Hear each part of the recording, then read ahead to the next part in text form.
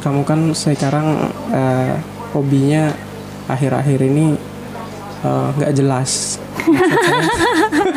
Maksud saya kamu kadang-kadang ngajarin anak-anak itu bahasa Arab ya. Tapi di lain sisi kamu mendalami bahasa-bahasa lain gitu. Termasuk saya ngelihat kamu belajar bahasa Jepang, kemudian waktu itu bahasa Inggris ya sebelum bahasa Jepang ya, bahasa Inggris, dan kamu dapat predikat apa waktu itu? Udah hampir C1. Ya, C1. Udah hampir advance lah. Advance ya, lumayan ya. Dan kemudian sekarang menekuni bahasa Jepang, dan tanpa saya sadari dia udah mulai ngerti gitu dengan beberapa huruf. Ketika nonton video Jepang udah ngerti lah sedikit ya dengan huruf-huruf kanji Jepang. Dan kemudian bahasa Cina. Jadi nggak hanya Jepang, Cina juga kadang-kadang tengah malam cangciu saya nggak ngerti. Jadi apa motivasi kamu mendalami bahasa Arab, bahasa Inggris, bahasa Jepang, sampai bahasa Cina? Emang mau diskusinya serius begini tak? Ya nggak apa-apa. Ya, kalau bahasa Jepang kan sebenarnya aku udah dari lama yang jadi dari masih kuliah. Dari masih kuliah 2011 itu kalau nggak salah. Dulu kan suka denger radio. Terus di radio yang dulu tuh ininya di UBL sana loh, radio apa itu namanya. Nah, mereka tuh nyarin siaran radio di Jepang, NHK, namanya NHK World Japan. Terus di situ setiap malam Kamis atau malam Jumat gitu kalau nggak salah ada pelajaran bahasa Jepang di radio itu. Jadi nggak sengaja denger aja sebenarnya. Terus di situ mereka bilang kalau misalnya mau belajar bahasa Jepang nanti bisa email kita, nanti dikirimin bahan-bahannya untuk belajar bahasa Jepang. Ya udah, karena aku kan orangnya kepoan ya. Jadi ya udah kirim aja, akhirnya kirim email ke mereka minta dikirimin itunya. Dan ternyata dikirimin beneran. 2 minggu dari situ dikirim buku buku belajar bahasa Jepang, sampai sekarang masih ada di rumah di Sukarame. Artinya, nah, dari situ aja sih sebenarnya. Terus ternyata seru. Nggak sengaja juga di kampus itu ada yang bisa bahasa Jepang.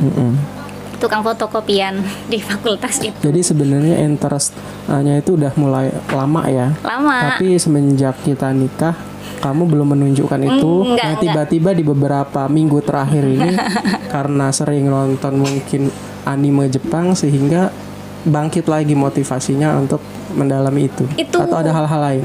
Kalau berhentinya bukan karena kita nikah, berhentinya karena bikin skripsi dulu.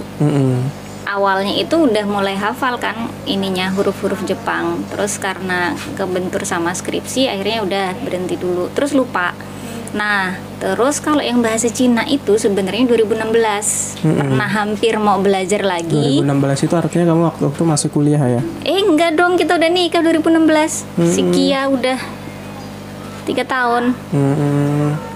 Karena ada kursus gratis waktu itu, kursus gratis online. Cuma masalahnya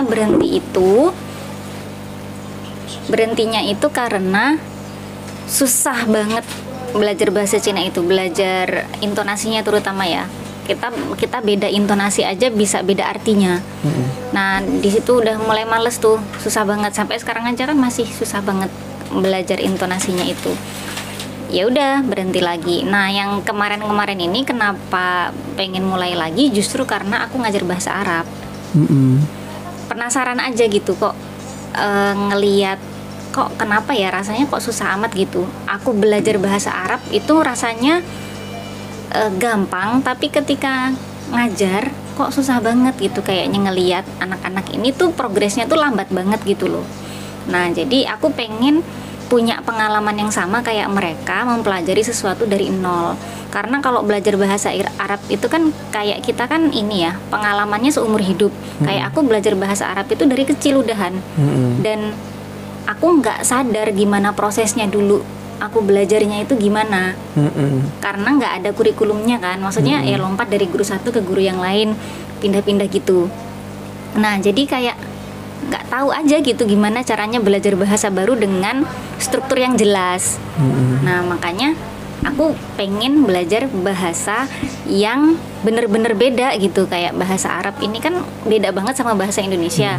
Makanya aku belajarnya bahasa Jepang ini karena dia kan punya huruf yang beda, punya struktur bahasa yang beda gitu. Nah, karena kebetulan dulu pernah belajar, jadi sekarang ya udah itu aja lagi dipelajari lagi dari awal. Sebenarnya gitu sih, karena pengen ngajar yang bener aja gitu.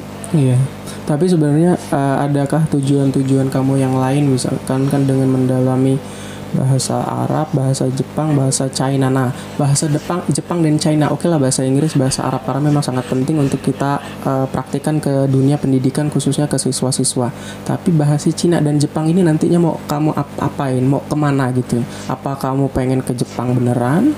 Apa hanya sekedar buat ya biar ngerti aja kalau nonton anime gitu, misalkan, atau ada hal-hal lain? Nonton anime, kamu suka nonton anime. Kalau Jepang itu apa ya? Ini sih paling kalaupun memang ada hal yang berkaitan dengan Jepang yang bikin aku tertarik itu karya sastranya sih. Jadi novel-novel Jepang itu biasanya memang bagus-bagus. Ya animenya juga lah ya, animenya juga. Cuman memang belum berani buat nonton, takut ketagihan. Ya itu sih, paling itu ya. Paling kalau misalnya nggak kamu pengen, saya ini pengen ke Jepang. Dulu pengen banget. Pengen sebenarnya pengen juga ya ke Jepang. Dulu pengen ke banget. Cina, ya siapa sih yang nggak pengen? Cuma gitu jalan-jalan, kan, ya? Misalnya jalan-jalan ke Jepang gitu. Pas ini dulu pengen, sekarang sih udah nggak segitunya banget. Ya, bukan karena film-filmnya ya, karena kamu mau belajar bahasa Cina, karena saya memang senang nonton film Cina. Kalau dulu mungkin iya, dulu alasannya itu. Kayak misalnya pengen nonton Donnie sekali aja gitu. Maksudnya kalau nonton kan biasanya sekali nonton baca subtitlenya, nonton yang kedua kalinya baru udah nggak peduli lagi apa yang diomongin gitu kan. Ya itu, cuma kalau sekarang udah nggak. Ya yang penting bisa, pengen biar ngerti aja sih. Nah alasan kedua juga kayaknya yang lebih penting tuh biar tetap mikir aja. Jadi kamu tuh nggak pengen jumut ya otaknya, pengen otaknya berkembang, nggak gitu-gitu aja, pengen sesuatu yang beda, menantang, sesuatu yang baru lah ya. Kayaknya kan kamu banyak sih yang kamu tekunin dari dunia tipografi yang tulis menulis itu. Gagal. Ya itu entah. Nggak punya bakat kayaknya emang. Tapi kan kamu masih ada sedikit-sedikit lah. Dan kemudian apa lagi ya? Apa sih ya hobi-hobi kamu tuh, kadang-kadang saya juga lupa ya. Ya banyak lah hobi kamu, kadang-kadang juga nulis di jurnal gitu, sehingga jurnal itu kamu ini kan ke siswa gitu kan ya. Gimana Mas, jurnal itu masih terus nggak kamu? Masih kamu isi ya? Masih. Jurnal itu ya? Iya. Jadi kamu isi dengan apa aja kegiatan jurnal kamu? Ya nulis kegiatan keseharian aja. Seharian ya? Planner aja itu mah. Kemudian juga cetak stiker dulu yang sempat kamu pasarin kan di toko online laku ya. Nah sampai sekarang kan kayak gimana? Apa masih ada stoknya apa masih? Nggak ada. Nggak ada waktu kalau itu mah. Karena bikinnya kan bikin satu aja mikir banget. Terus akhir-akhir ini apa yang ada hal-hal hobi baru nggak yang ingin kamu tekuni gitu kan? Enggak. Apa ge? Ya baru belajar bahasa itu aja rasanya udah capek. Nggak capek sih, apa namanya? Ini apa namanya? Ya seru aja sih, seru. Rasanya udah seru di situ. Nah kalau biasa kalau nonton nih, kamu kan menggandrungi beberapa musik dan tontonan ya, saya perhatikan gitu.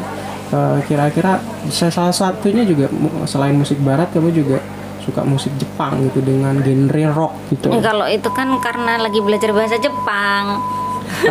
Karena belajar bahasa Jepang apa karena suka gitu? Karena belajar bahasa Jepang lah. Apa One Ok Rock kemarin itu? Iya. Itu kan kemarin kejadiannya nggak sengaja. Awal denger nama mereka itu 2017 gara-gara mereka kolaborasi sama Avril Lavigne. Kalau sama Avril kan emang dari dulu aku tuh masih punya kasetnya sampai sekarang. Ya udah pas tahu mereka kolaborasi, oh bagus mereka, ini suaranya bagus gitu. Terus gara-garanya itu kemarin kenapa ngefans sama mereka, adalah nonton Kenshin. Oh, jadi kan ini ya, liburan kemarin original itu kan soundtracknya Kenshin ya. kan kemarin liburan kan nggak ada gawe, aku nonton kan maraton dari Kenshin yang pertama sampai terakhir. Jadi kan, berkesan di situ ya. Kan soundtracknya yang ngisi mereka semua. Ya, dari situ aku penasaran, oh ini kok lagunya kayaknya bagus gitu. Apa yang membuat kamu menarik dengan grup band One Rock? Sebenarnya kalau awal itu ya karena penasaran aja sih, tapi mulai bener-bener sukanya itu gara-gara nonton dokumenternya. Film Kenshin, dokumenter Kenshin bukan itu. udah film dokumenter si One Ok Rock itu. Oh ya, artinya musisi itu punya film sejarahnya sendiri ya, dokumenternya. Karena di situ jadi ada interest, jadi respect lah ya, dengan, terus ininya live performance-nya itu memang keren sih, mereka kayak gimana mereka nyusun panggungnya, terus interaksi mereka sama penonton itu kayak beda aja, nggak kayak band-band yang lain. Cuma kalau sebenarnya kalau dari segi musiknya masih banyak juga yang lebih bagus daripada mereka, tapi itunya sih kualitas ininya, penampilan mereka itu ya, performa mereka lah ya. Performanya itu. Kalau dari ini itu kan musik ya. Kalau tontonan misalkan, kamu kan kadang-kadang dulu MasterChef nih, sekarang masih nggak sih? Nggak ada waktu lagi mau nonton kayak gitu. Cuma kalau sebenarnya kalau nonton itu asal ada sesuatu yang bisa diambil pelajaran, ya bagus-bagus. Ya akhirnya tak tonton aja. Kayak MasterChef itu kan dulu juga kamu yang yang ngenalin, malam-malam nggak bisa tidur nonton MasterChef Australia. Terus pas ditonton ternyata bagus, banyak ilmunya. Oke, udah sih itu saja. Kita sudah cukup perbincangan kita. Terima kasih. Assalamualaikum warahmatullahi wabarakatuh.